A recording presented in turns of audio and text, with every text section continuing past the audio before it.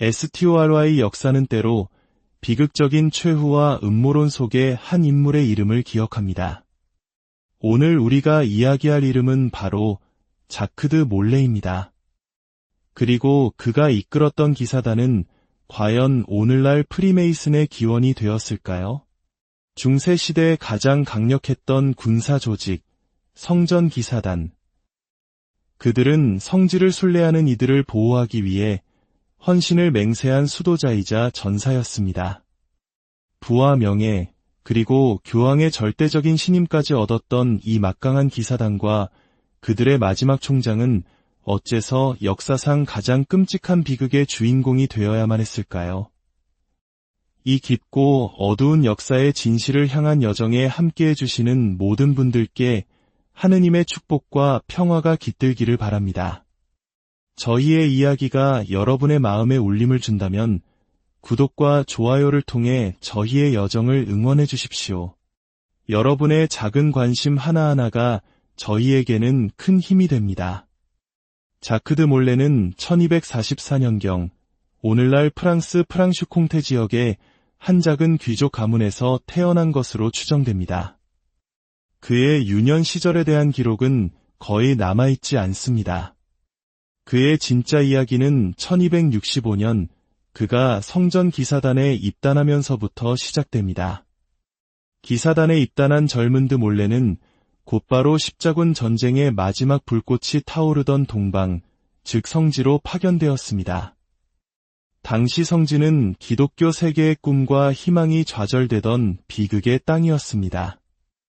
그가 성지에서 어떤 역할을 수행했는지에 대한 기록은 명확하지 않습니다.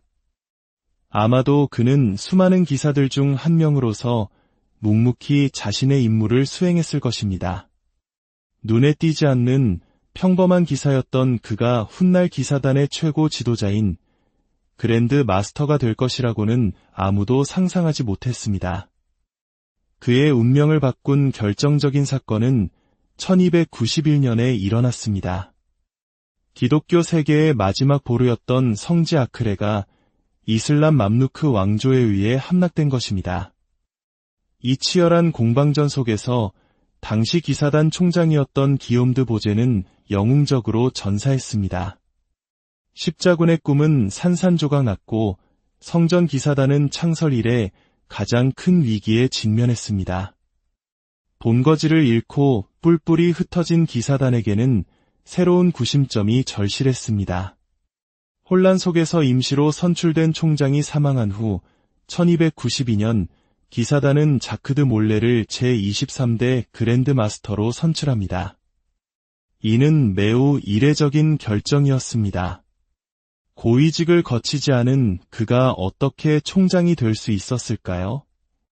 아마도 기사단의 형제들은 그에게서 위기를 타개할 강력한 의지와 개혁의 열망을 보았을 것입니다. 드 몰레는 기사단의 자율성을 지키고 잃어버린 성지를 되찾기 위한 적극적인 정책을 펼칠 인물로 기대를 모았습니다.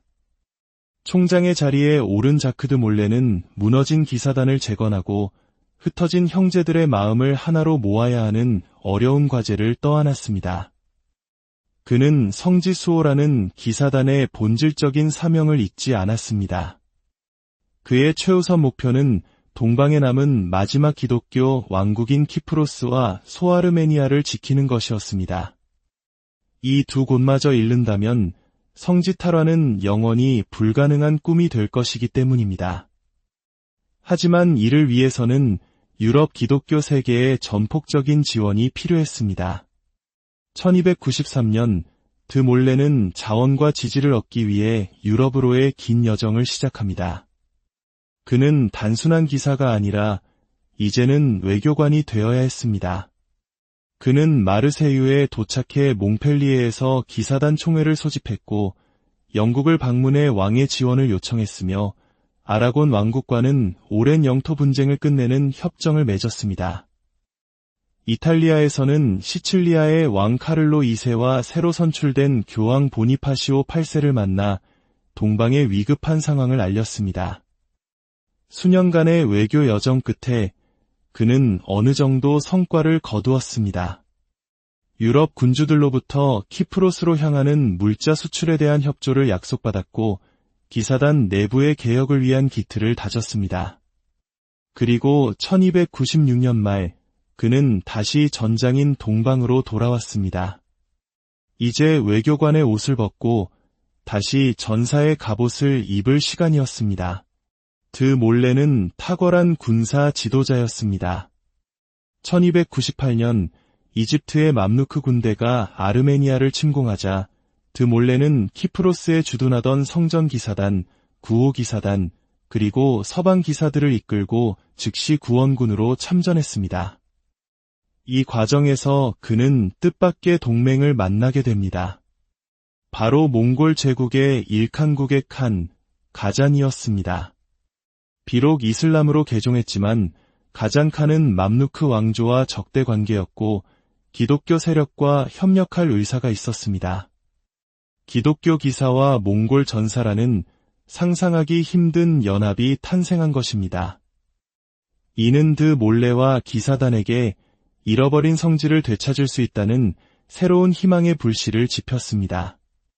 1300년 가을, 마침내 연합작전이 계획되었습니다. 몽골군이 동쪽에서 육로로 공격하고 기사단이 키프로스에서 서쪽의 해안을 공격하는 대규모 양동 작전이었습니다.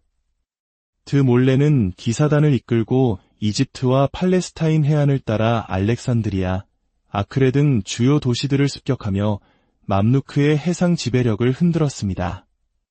그들은 맘루크의 도시 타르투스에서 불과 3km 떨어진 작은 섬 루아드에 전초기지를 세우고 몽골군의 도착을 기다렸습니다. 성지 탈환의 꿈이 손에 잡힐 듯 가까워 보였습니다. 하지만 몽골군은 나타나지 않았습니다.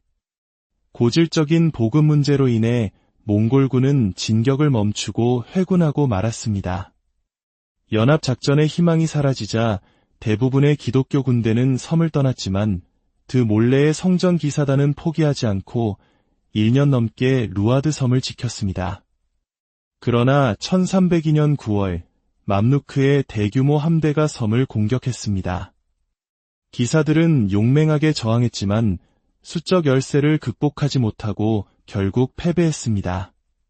항복하면 안전을 보장하겠다는 약속은 지켜지지 않았고 살아남은 기사들은 카이로의 감옥으로 끌려갔으며 수백 명의 보조 병력은 처형당했습니다. 자크드 몰레는 소수의 부하들과 함께 간신히 키프로스로 탈출했습니다. 동방에서의 마지막 희망마저 무너진 순간이었습니다. 동방 전략이 완전히 실패로 돌아가자 기사단의 시선은 다시 서방으로 향할 수밖에 없었습니다. 1306년 새로운 교황 클레멘스 5세는 자크드 몰레와 구호 기사단의 총장을 프랑스로 소환했습니다. 의제는 두 가지였습니다. 새로운 십자군 원정과 성전 기사단과 구호 기사단을 하나의 조직으로 통합하는 문제였습니다. 드 몰레는 교황의 충실한 신하로서 이 부름에 응하기 위해 다시 프랑스 행배에 올랐습니다. 그는 자신이 고발자나 도망자가 아니라 교회의 중요한 논의에 참석하는 기빈이라고 믿었습니다. 그는 자신이 치밀하게 짜인 거대한 덫 속으로 걸어 들어가고 있다는 사실을 전혀 알지 못했습니다.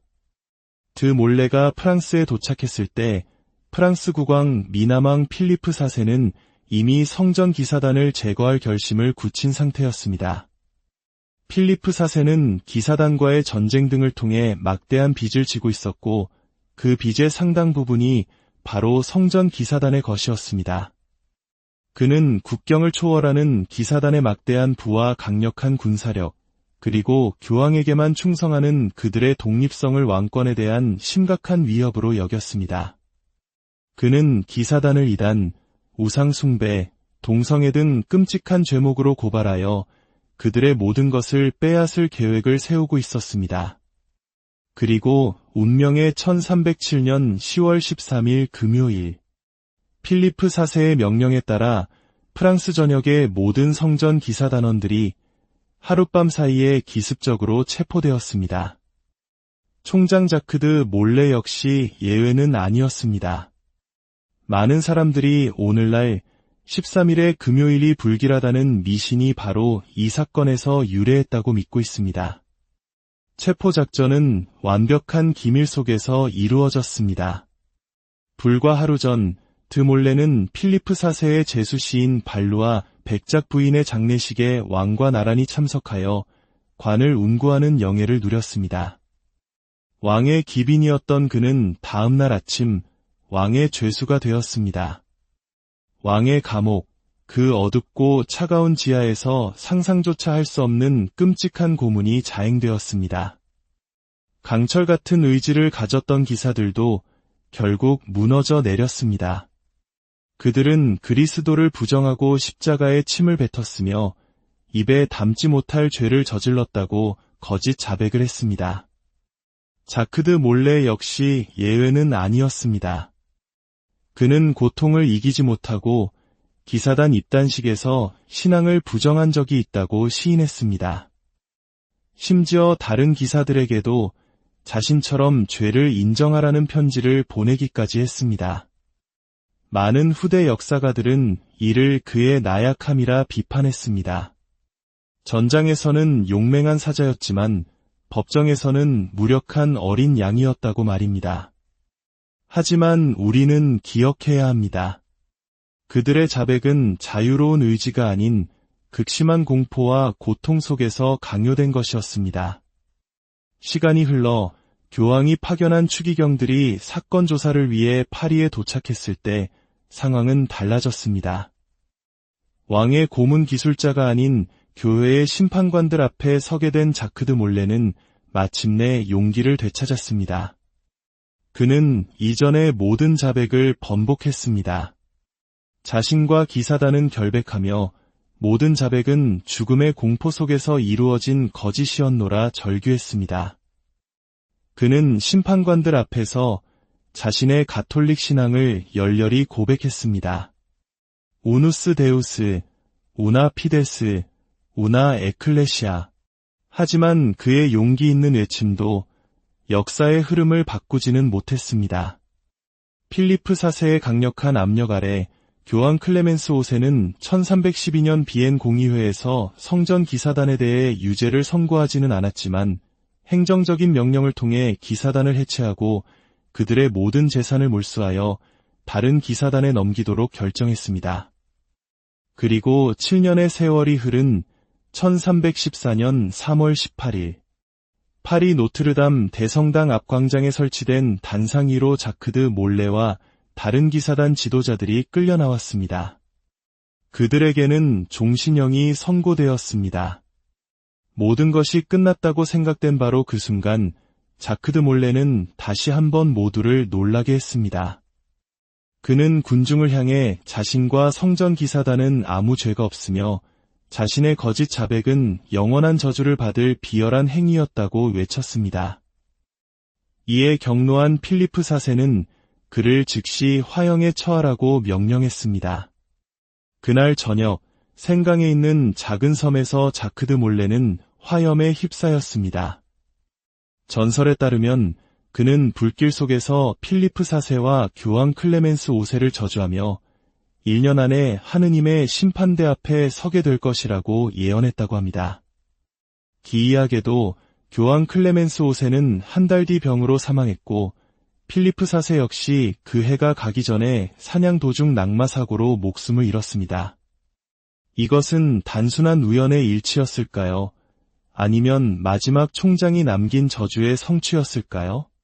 자크드 몰레는 과연 이단이었을까요? 아니면 순교자였을까요?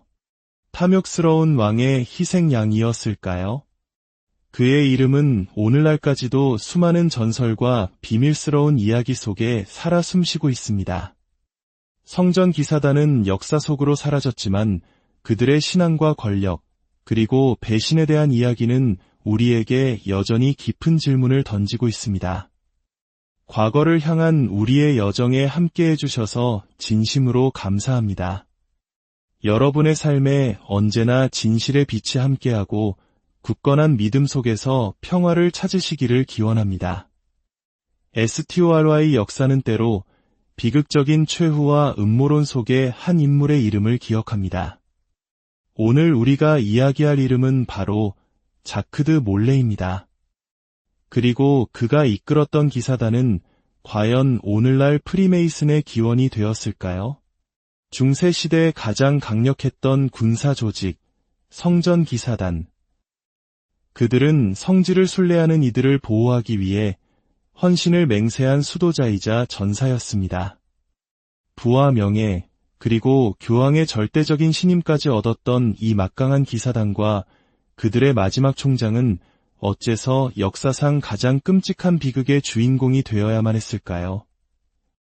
이 깊고 어두운 역사의 진실을 향한 여정에 함께해 주시는 모든 분들께 하느님의 축복과 평화가 깃들기를 바랍니다. 저희의 이야기가 여러분의 마음에 울림을 준다면 구독과 좋아요를 통해 저희의 여정을 응원해 주십시오. 여러분의 작은 관심 하나하나가 저희에게는 큰 힘이 됩니다. 자크드 몰레는 1244년경 오늘날 프랑스 프랑슈콩테 지역의 한 작은 귀족 가문에서 태어난 것으로 추정됩니다. 그의 유년 시절에 대한 기록은 거의 남아있지 않습니다. 그의 진짜 이야기는 1265년 그가 성전 기사단에 입단하면서부터 시작됩니다. 기사단에 입단한 젊은드 몰레는 곧바로 십자군 전쟁의 마지막 불꽃이 타오르던 동방, 즉 성지로 파견되었습니다. 당시 성지는 기독교 세계의 꿈과 희망이 좌절되던 비극의 땅이었습니다.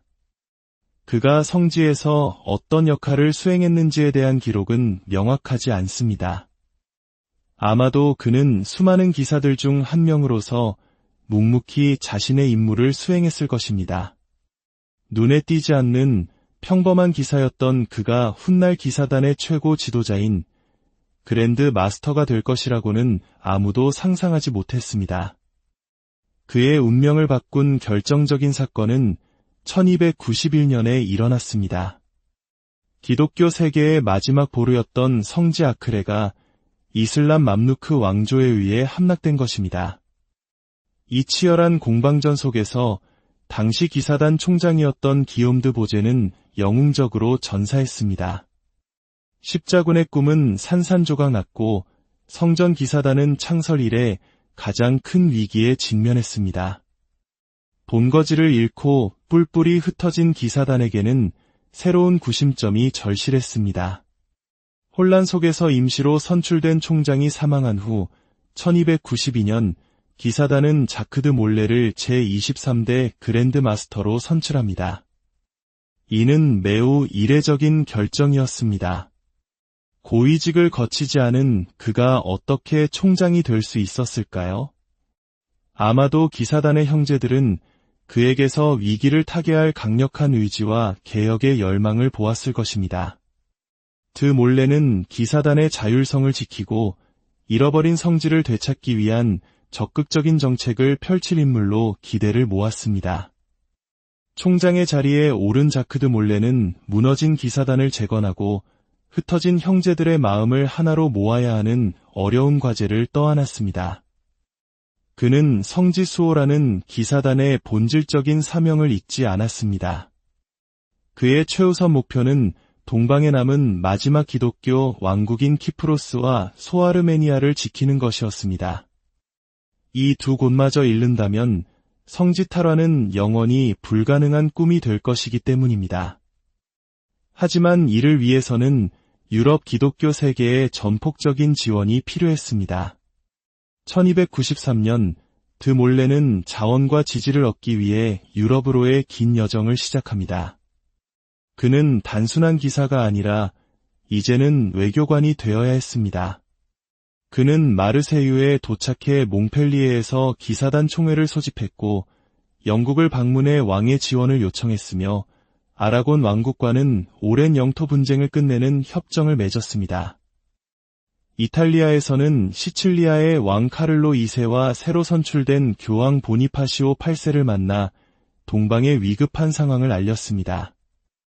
수년간의 외교 여정 끝에 그는 어느 정도 성과를 거두었습니다. 유럽 군주들로부터 키프로스로 향하는 물자 수출에 대한 협조를 약속받았고 기사단 내부의 개혁을 위한 기틀을 다졌습니다. 그리고 1296년 말 그는 다시 전장인 동방으로 돌아왔습니다. 이제 외교관의 옷을 벗고 다시 전사의 갑옷을 입을 시간이었습니다. 드 몰레는 탁월한 군사 지도자였습니다. 1298년 이집트의 맘루크 군대가 아르메니아를 침공하자 드 몰레는 키프로스에 주둔하던 성전기사단, 구호기사단, 그리고 서방기사들을 이끌고 즉시 구원군으로 참전했습니다. 이 과정에서 그는 뜻밖의 동맹을 만나게 됩니다. 바로 몽골 제국의 일칸국의 칸, 가잔이었습니다. 비록 이슬람으로 개종했지만 가잔칸은 맘루크 왕조와 적대 관계였고 기독교 세력과 협력할 의사가 있었습니다. 기독교 기사와 몽골 전사라는 상상하기 힘든 연합이 탄생한 것입니다. 이는 드 몰레와 기사단에게 잃어버린 성지를 되찾을 수 있다는 새로운 희망의 불씨를 지폈습니다. 1300년 가을, 마침내 연합작전이 계획되었습니다. 몽골군이 동쪽에서 육로로 공격하고 기사단이 키프로스에서 서쪽의 해안을 공격하는 대규모 양동작전이었습니다. 드 몰레는 기사단을 이끌고 이집트와 팔레스타인 해안을 따라 알렉산드리아, 아크레 등 주요 도시들을 습격하며 맘루크의 해상 지배력을 흔들었습니다. 그들은 맘루크의 도시 타르투스에서 불과 3km 떨어진 작은 섬 루아드에 전초기지를 세우고 몽골군의 도착을 기다렸습니다. 성지 탈환의 꿈이 손에 잡힐 듯 가까워 보였습니다. 하지만 몽골군은 나타나지 않았습니다. 고질적인 보급 문제로 인해 몽골군은 진격을 멈추고 회군하고 말았습니다. 연합작전의 희망이 사라지자 대부분의 기독교 군대는 섬을 떠났지만 드 몰레의 성전기사단은 포기하지 않고 1년 넘게 루아드 섬을 지켰습니다. 그러나 1302년 9월 맘루크의 대규모 함대가 섬을 공격했습니다. 기사들은 용맹하게 저항했지만 수적 열세를 극복하지 못하고 결국 패배했습니다. 항복하면 안전을 보장하겠다는 약속은 지켜지지 않았고 살아남은 기사들은 카이로의 감옥으로 끌려갔으며 수백 명의 보조 병력은 처형당했습니다. 자크드 몰레는 소수의 부하들과 함께 간신히 키프로스로 탈출했습니다. 동방에서의 마지막 희망마저 무너진 순간이었습니다. 동방 전략이 완전히 실패로 돌아가자 기사단의 시선은 다시 서방으로 향할 수밖에 없었습니다. 1306년 새로운 교황 클레멘스 5세는 자크드 몰레와 구호 기사단의 총장을 프랑스로 소환했습니다. 의제는 두 가지였습니다. 새로운 십자군 원정과 성전 기사단과 구호 기사단을 하나의 조직으로 통합하는 문제였습니다. 드 몰레는 교황의 충실한 신하로서 이 부름에 응하기 위해 다시 프랑스 행배에 올랐습니다. 그는 자신이 고발자나 도망자가 아니라 교회의 중요한 논의에 참석하는 기빈이라고 믿었습니다. 그는 자신이 치밀하게 짜인 거대한 덫 속으로 걸어 들어가고 있다는 사실을 전혀 알지 못했습니다. 드 몰레가 프랑스에 도착했을 때 프랑스 국왕 미남왕 필리프 4세는 이미 성전 기사단을 제거할 결심을 굳힌 상태였습니다. 필리프 4세는 기사단과의 전쟁 등을 통해 막대한 빚을 지고 있었고 그 빚의 상당 부분이 바로 성전 기사단의 것이었습니다. 그는 국경을 초월하는 기사단의 막대한 부와 강력한 군사력, 그리고 교황에게만 충성하는 그들의 독립성을 왕권에 대한 심각한 위협으로 여겼습니다. 그는 기사단을 이단, 우상숭배, 동성애 등 끔찍한 죄목으로 고발하여 그들의 모든 것을 빼앗을 계획을 세우고 있었습니다. 그리고 운명의 1307년 10월 13일 금요일, 필리프 4세의 명령에 따라 프랑스 전역의 모든 성전 기사단원들이 하룻밤 사이에 기습적으로 체포되었습니다. 총장 자크드 몰레 역시 예외는 아니었습니다. 많은 사람들이 오늘날 13일의 금요일이 불길하다는 미신이 바로 이 사건에서 유래했다고 믿고 있습니다. 체포작전은 완벽한 기밀 속에서 이루어졌습니다. 불과 하루 전 드몰레는 필리프 4세의 제수시인 발루와 백작 부인의 장례식에 왕과 나란히 참석하여 관을 운구하는 영예를 누렸습니다. 왕의 기빈이었던 그는 다음날 아침 왕의 죄수가 되었습니다. 왕의 감옥, 그 어둡고 차가운 지하에서 상상조차 할 수 없는 끔찍한 고문이 자행되었습니다. 강철 같은 의지를 가졌던 기사들도 결국 무너져 내렸습니다. 그들은 그리스도를 부정하고 십자가에 침을 뱉었으며 입에 담지 못할 죄를 저질렀다고 거짓 자백을 했습니다. 자크드 몰레 역시 예외는 아니었습니다. 그는 고통을 이기지 못하고 기사단 입단식에서 신앙을 부정한 적이 있다고 시인했습니다. 심지어 다른 기사들에게도 자신처럼 죄를 인정하라는 편지를 보내기까지 했습니다. 많은 후대 역사가들은 이를 그의 나약함이라 비판했습니다. 전장에서는 용맹한 사자였지만 법정에서는 무력한 어린 양이었다고 말입니다. 하지만 우리는 기억해야 합니다. 그들의 자백은 자유로운 의지가 아닌 극심한 공포와 고통 속에서 강요된 것이었습니다. 시간이 흘러 교황이 파견한 추기경들이 사건 조사를 위해 파리에 도착했을 때 상황은 달라졌습니다. 왕의 고문 기술자가 아닌 교회의 심판관들 앞에 서게 된 자크드 몰레는 마침내 용기를 되찾았습니다. 그는 이전의 모든 자백을 번복했습니다. 자신과 기사단은 결백하며 모든 자백은 죽음의 공포 속에서 이루어진 거짓이었노라 절규했습니다. 그는 심판관들 앞에서 자신의 가톨릭 신앙을 열렬히 고백했습니다. 우누스 데우스, 우나 피데스, 우나 에클레시아. 하지만 그의 용기 있는 외침도 역사의 흐름을 바꾸지는 못했습니다. 필리프 4세의 강력한 압력 아래 교황 클레멘스 5세는 1312년 비엔 공의회에서 성전 기사단에 대해 유죄를 선고하지는 않았지만 행정적인 명령을 통해 기사단을 해체하고 그들의 모든 재산을 몰수하여 다른 기사단에 넘기도록 결정했습니다. 그리고 7년의 세월이 흐른 1314년 3월 18일 파리 노트르담 대성당 앞 광장에 설치된 단상 위로 자크드 몰레와 다른 기사단 지도자들이 끌려 나왔습니다. 그들에게는 종신형이 선고되었습니다. 모든 것이 끝났다고 생각된 바로 그 순간 자크드 몰레는 다시 한번 모두를 놀라게 했습니다. 그는 군중을 향해 자신과 성전 기사단은 아무 죄가 없으며 자신의 거짓 자백은 영원한 저주를 받을 비열한 행위였다고 외쳤습니다. 이에 경노한 필리프 4세는 그를 즉시 화형에 처하라고 명령했습니다. 그날 저녁 생강에 있는 작은 섬에서 자크드 몰레는 화염에 휩싸였습니다. 전설에 따르면 그는 불길 속에서 필리프 4세와 교황 클레멘스 5세를 저주하며 1년 안에 하느님의 심판대 앞에 서게 될 것이라고 예언했다고 합니다.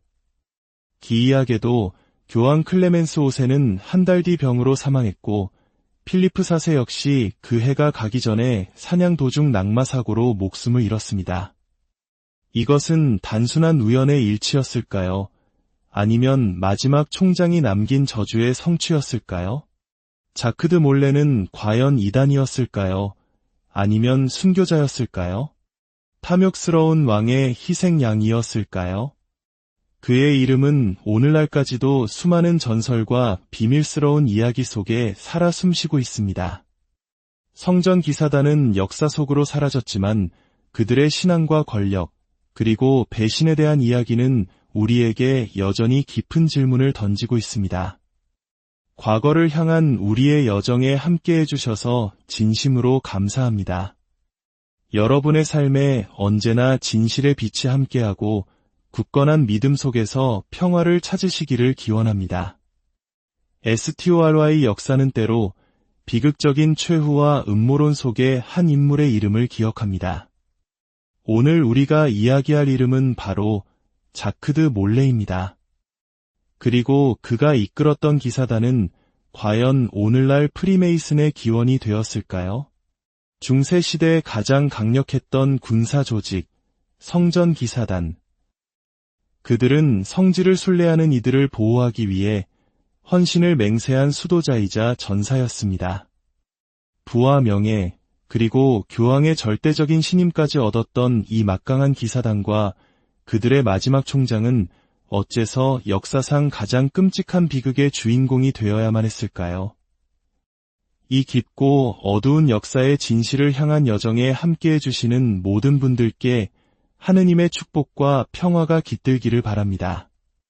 저희의 이야기가 여러분의 마음에 울림을 준다면 구독과 좋아요를 통해 저희의 여정을 응원해 주십시오.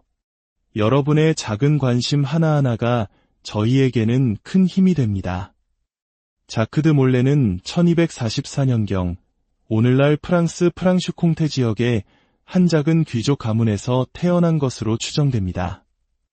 그의 유년 시절에 대한 기록은 거의 남아있지 않습니다. 그의 진짜 이야기는 1265년 그가 성전 기사단에 입단하면서부터 시작됩니다.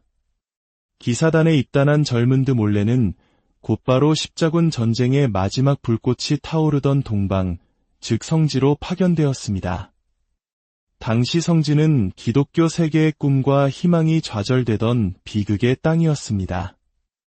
그가 성지에서 어떤 역할을 수행했는지에 대한 기록은 명확하지 않습니다.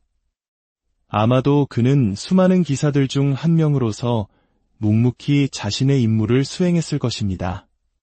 눈에 띄지 않는 평범한 기사였던 그가 훗날 기사단의 최고 지도자인 그랜드 마스터가 될 것이라고는 아무도 상상하지 못했습니다.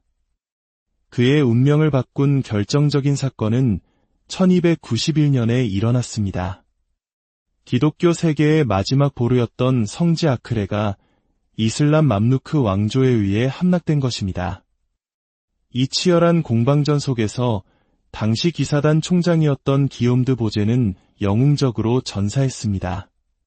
십자군의 꿈은 산산조각 났고 성전 기사단은 창설 이래 가장 큰 위기에 직면했습니다. 본거지를 잃고 뿔뿔이 흩어진 기사단에게는 새로운 구심점이 절실했습니다.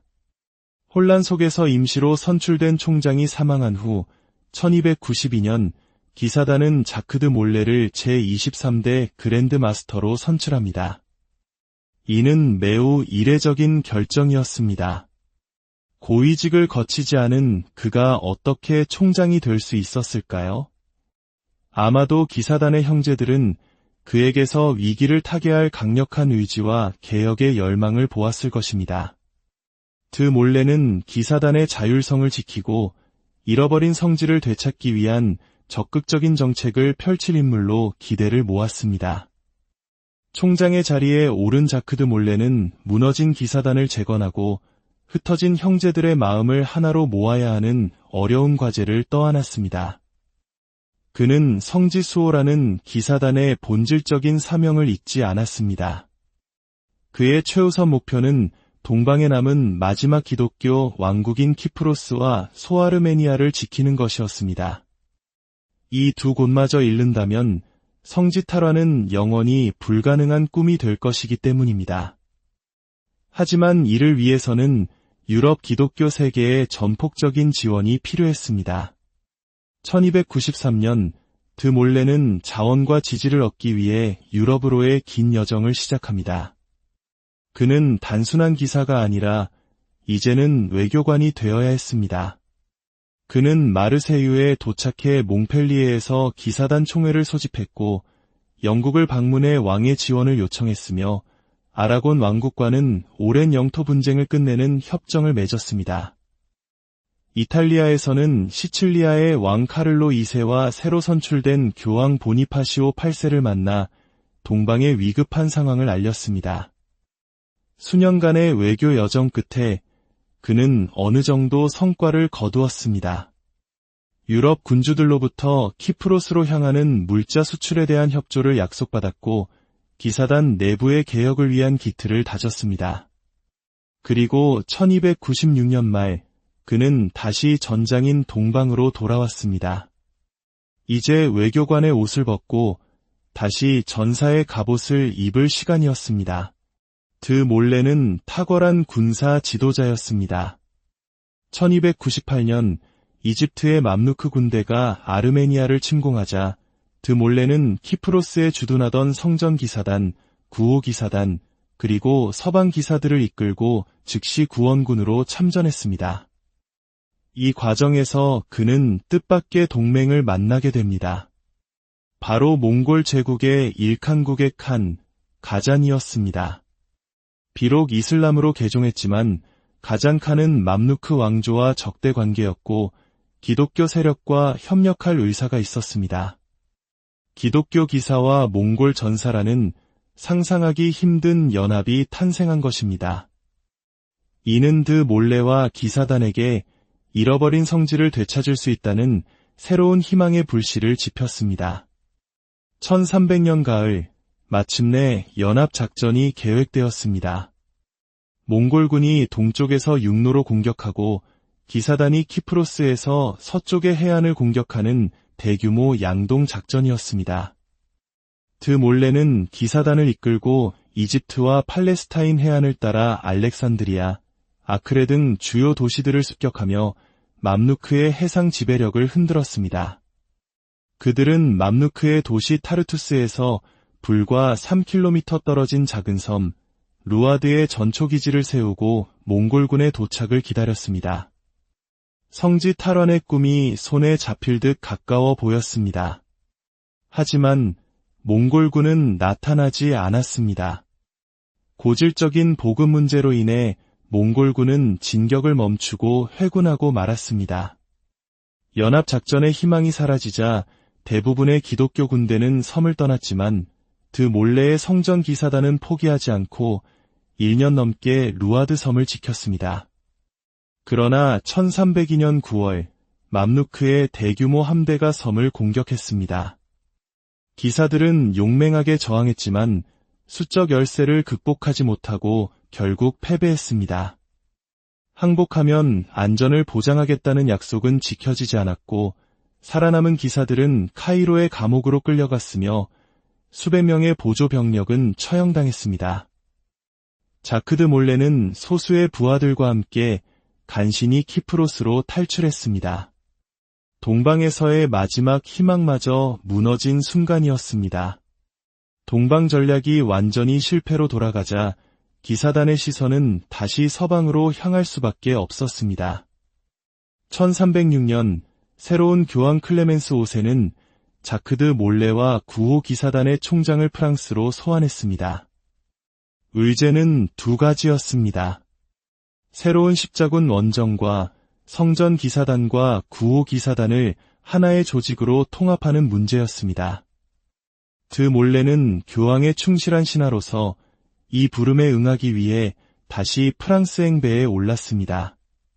그는 자신이 고발자나 도망자가 아니라 교회의 중요한 논의에 참석하는 기빈이라고 믿었습니다. 그는 자신이 치밀하게 짜인 거대한 덫 속으로 걸어 들어가고 있다는 사실을 전혀 알지 못했습니다. 드 몰레가 프랑스에 도착했을 때 프랑스 국왕 미남왕 필리프 4세는 이미 성전 기사단을 제거할 결심을 굳힌 상태였습니다. 필리프 4세는 기사단과의 전쟁 등을 통해 막대한 빚을 지고 있었고 그 빚의 상당 부분이 바로 성전 기사단의 것이었습니다. 그는 국경을 초월하는 기사단의 막대한 부와 강력한 군사력, 그리고 교황에게만 충성하는 그들의 독립성을 왕권에 대한 심각한 위협으로 여겼습니다. 그는 기사단을 이단, 우상숭배, 동성애 등 끔찍한 죄목으로 고발하여 그들의 모든 것을 빼앗을 계획을 세우고 있었습니다. 그리고 운명의 1307년 10월 13일 금요일, 필리프 4세의 명령에 따라 프랑스 전역의 모든 성전 기사단원들이 하룻밤 사이에 기습적으로 체포되었습니다. 총장 자크드 몰레 역시 예외는 아니었습니다. 많은 사람들이 오늘날 13일의 금요일이 불길하다는 미신이 바로 이 사건에서 유래했다고 믿고 있습니다. 체포작전은 완벽한 기밀 속에서 이루어졌습니다. 불과 하루 전 드 몰레는 필리프 4세의 제수시인 발루와 백작 부인의 장례식에 왕과 나란히 참석하여 관을 운구하는 영예를 누렸습니다. 왕의 기빈이었던 그는 다음 날 아침 왕의 죄수가 되었습니다. 왕의 감옥, 그 어둡고 차가운 지하에서 상상조차 할 수 없는 끔찍한 고문이 자행되었습니다. 강철 같은 의지를 가졌던 기사들도 결국 무너져 내렸습니다. 그들은 그리스도를 부정하고 십자가에 침을 뱉었으며 입에 담지 못할 죄를 저질렀다고 거짓 자백을 했습니다. 자크드 몰레 역시 예외는 아니었습니다. 그는 고통을 이기지 못하고 기사단 입단식에서 신앙을 부정한 적이 있다고 시인했습니다. 심지어 다른 기사들에게도 자신처럼 죄를 인정하라는 편지를 보내기까지 했습니다. 많은 후대 역사가들은 이를 그의 나약함이라 비판했습니다. 전장에서는 용맹한 사자였지만 법정에서는 무력한 어린 양이었다고 말입니다.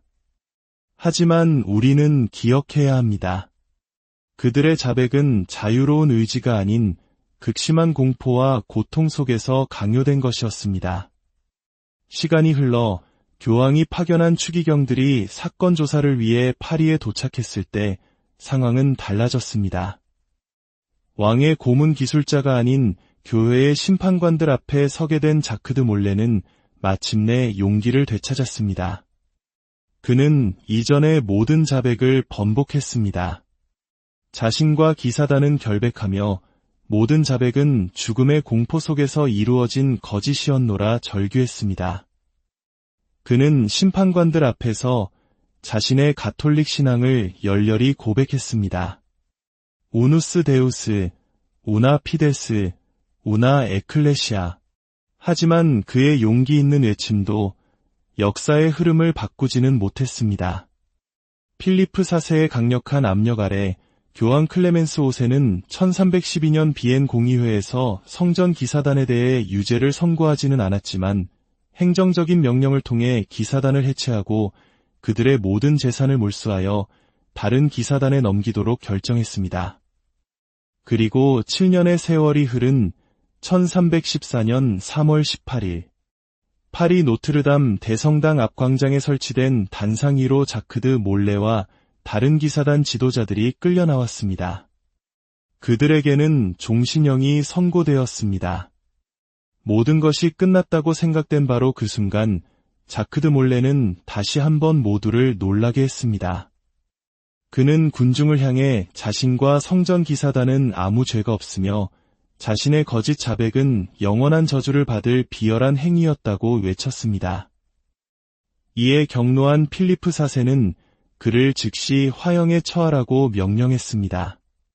그날 저녁 생강에 있는 작은 섬에서 자크드 몰레는 화염에 휩싸였습니다. 전설에 따르면 그는 불길 속에서 필리프 4세와 교황 클레멘스 5세를 저주하며 1년 안에 하느님의 심판대 앞에 서게 될 것이라고 예언했다고 합니다. 기이하게도 교황 클레멘스 5세는 한 달 뒤 병으로 사망했고 필리프 4세 역시 그 해가 가기 전에 사냥 도중 낙마 사고로 목숨을 잃었습니다. 이것은 단순한 우연의 일치였을까요? 아니면 마지막 총장이 남긴 저주의 성취였을까요? 자크드 몰레는 과연 이단이었을까요? 아니면 순교자였을까요? 탐욕스러운 왕의 희생양이었을까요? 그의 이름은 오늘날까지도 수많은 전설과 비밀스러운 이야기 속에 살아 숨쉬고 있습니다.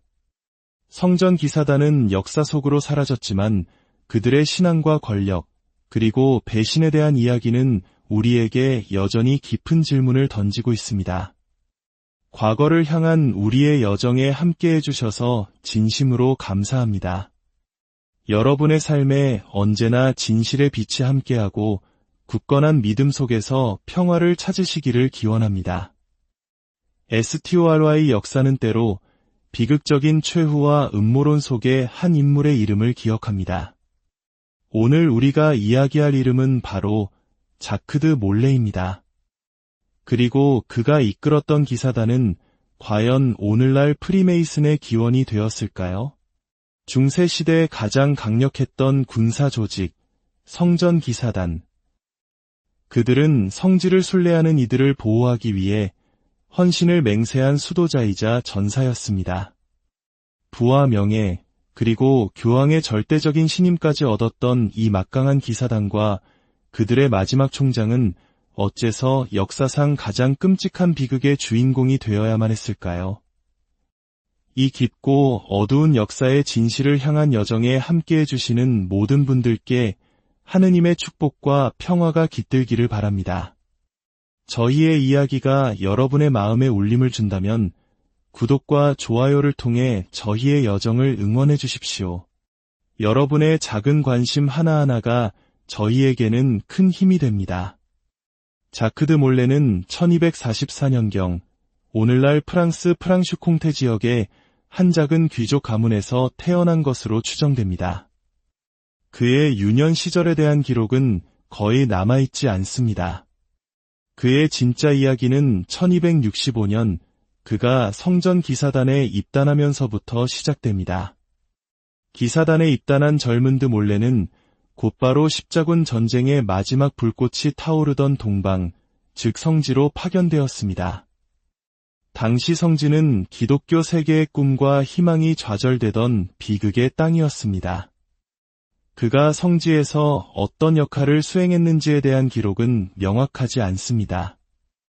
아마도 그는 수많은 기사들 중 한 명으로서 묵묵히 자신의 임무를 수행했을 것입니다. 눈에 띄지 않는 평범한 기사였던 그가 훗날 기사단의 최고 지도자인 그랜드 마스터가 될 것이라고는 아무도 상상하지 못했습니다.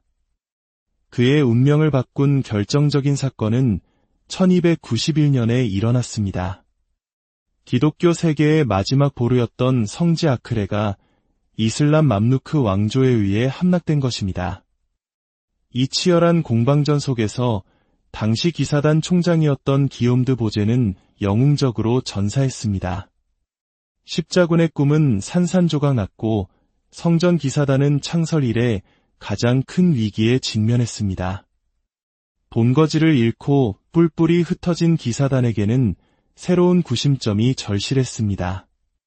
혼란 속에서 임시로 선출된 총장이 사망한 후 1292년 기사단은 자크드 몰레를 제23대 그랜드 마스터로 선출합니다. 이는 매우 이례적인 결정이었습니다. 고위직을 거치지 않은 그가 어떻게 총장이 될 수 있었을까요?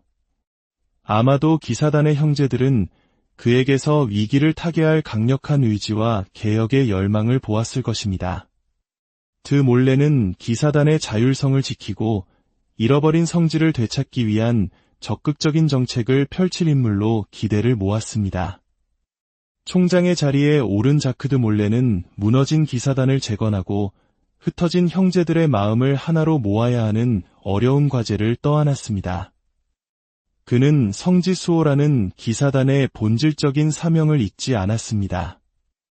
그의 최우선 목표는 동방에 남은 마지막 기독교 왕국인 키프로스와 소아르메니아를 지키는 것이었습니다. 이 두 곳마저 잃는다면 성지 탈환은 영원히 불가능한 꿈이 될 것이기 때문입니다. 하지만 이를 위해서는 유럽 기독교 세계의 전폭적인 지원이 필요했습니다. 1293년 드 몰레는 자원과 지지를 얻기 위해 유럽으로의 긴 여정을 시작합니다. 그는 단순한 기사가 아니라 이제는 외교관이 되어야 했습니다. 그는 마르세유에 도착해 몽펠리에에서 기사단 총회를 소집했고 영국을 방문해 왕의 지원을 요청했으며 아라곤 왕국과는 오랜 영토 분쟁을 끝내는 협정을 맺었습니다. 이탈리아에서는 시칠리아의 왕 카를로 2세와 새로 선출된 교황 보니파시오 8세를 만나 동방의 위급한 상황을 알렸습니다. 수년간의 외교 여정 끝에 그는 어느 정도 성과를 거두었습니다. 유럽 군주들로부터 키프로스로 향하는 물자 수출에 대한 협조를 약속받았고 기사단 내부의 개혁을 위한 기틀을 다졌습니다.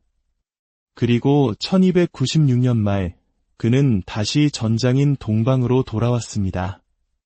이제 외교관의 옷을 벗고 다시 전사의 갑옷을 입을 시간이었습니다.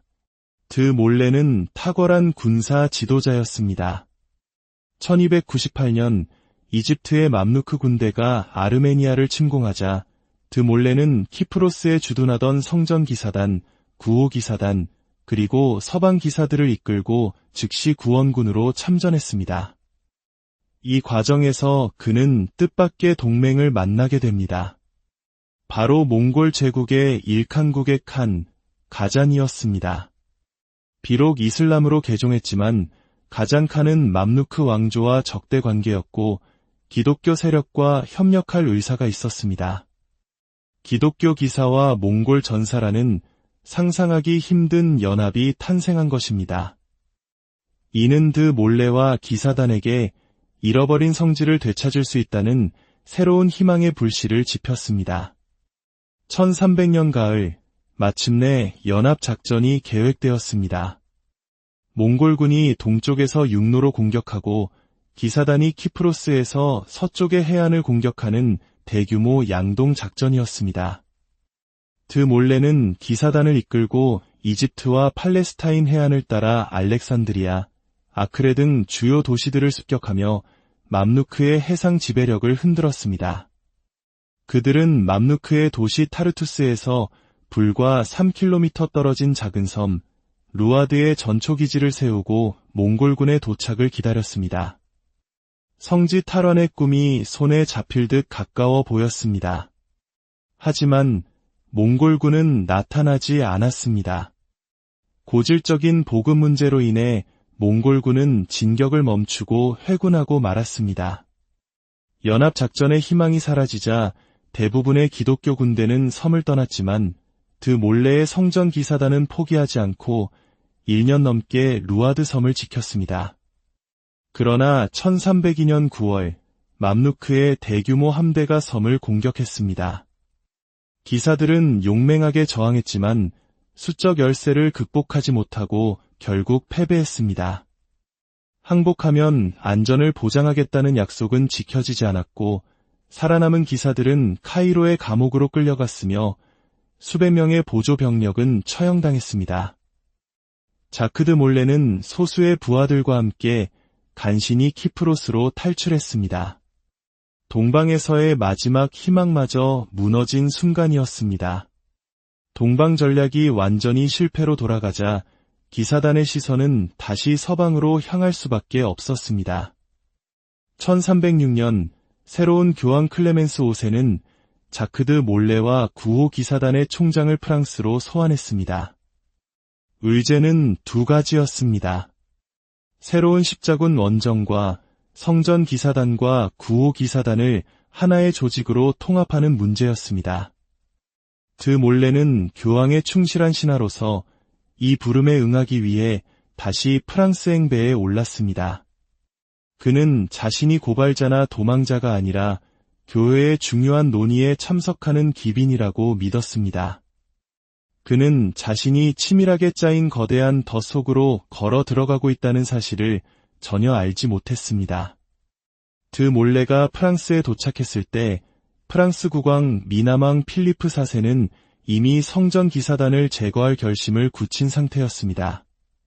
필리프 4세는 기사단과의 전쟁 등을 통해 막대한 빚을 지고 있었고 그 빚의 상당 부분이 바로 성전 기사단의 것이었습니다. 그는 국경을 초월하는 기사단의 막대한 부와 강력한 군사력, 그리고 교황에게만 충성하는 그들의 독립성을 왕권에 대한 심각한 위협으로 여겼습니다. 그는 기사단을 이단, 우상숭배, 동성애 등 끔찍한 죄목으로 고발하여 그들의 모든 것을 빼앗을 계획을 세우고 있었습니다. 그리고 운명의 1307년 10월 13일 금요일, 필리프 4세의 명령에 따라 프랑스 전역의 모든 성전 기사단원들이 하룻밤 사이에 기습적으로 체포되었습니다. 총장 자크드 몰레 역시 예외는 아니었습니다. 많은 사람들이 오늘날 13일의 금요일이 불길하다는 미신이 바로 이 사건에서 유래했다고 믿고 있습니다. 체포작전은 완벽한 기밀 속에서 이루어졌습니다. 불과 하루 전 드 몰레는 필리프 4세의 제수시인 발루와 백작 부인의 장례식에 왕과 나란히 참석하여 관을 운구하는 영예를 누렸습니다. 왕의 기빈이었던 그는 다음날 아침 왕의 죄수가 되었습니다. 왕의 감옥, 그 어둡고 차가운 지하에서 상상조차 할 수 없는 끔찍한 고문이 자행되었습니다.